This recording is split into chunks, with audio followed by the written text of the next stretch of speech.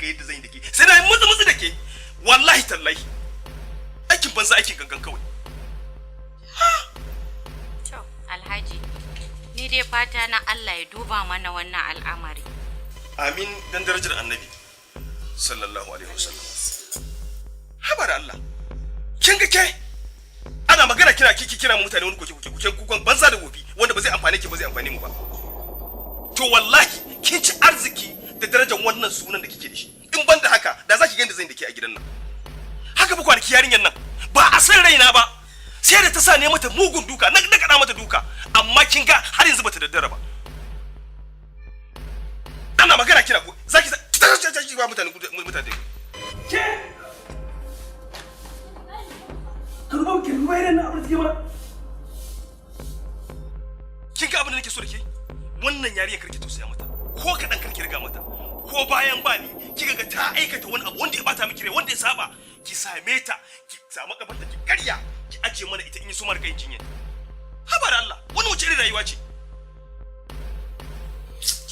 Allah dai ya duba mana Alhaji. Amin dan darajar ma'aiki sallallahu alaihi wasallam.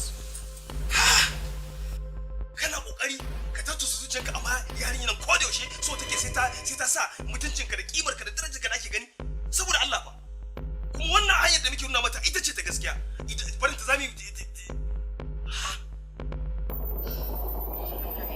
amin zan fita ko akwai abin da ake bukata ne a'a ba komai Alhaji to masha Allah sai na dawo to a dawo lafiya.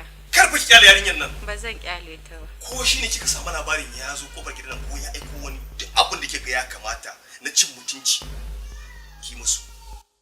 Sai na daukar a riga mata. Kin ji na faɗa miki. Insha Allah. Idan kuma wani abu ya faru to akan ki zan yi kuka da ki. Ba ma zan bari. Yawwa. Ha? Ina neman ta jefa ni a uku.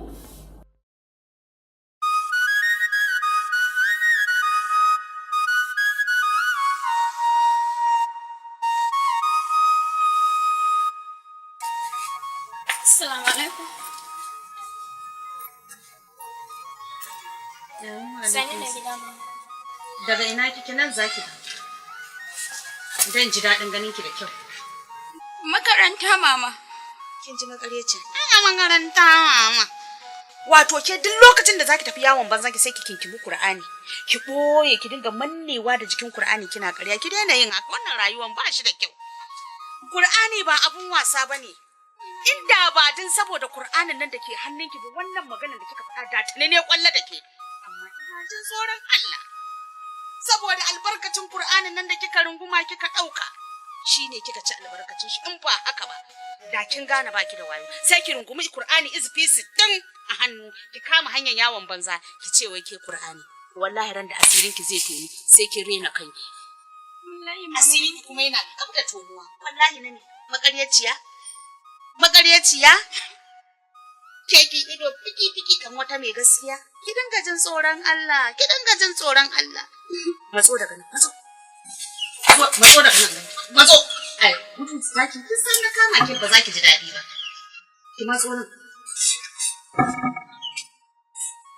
ina tausaya miki saboda Qur'anin nan da ke hannunki in ba haka ba da na dauke ki da tafi ki bani guri mara mutunci sha jibe ta kamar mutum ya kirki ta sha hijabi zulum har ƙasa da an ganta da hijabi za an ce an ga matan arziki an ga matan kirki alhalin mutuniyar banza ce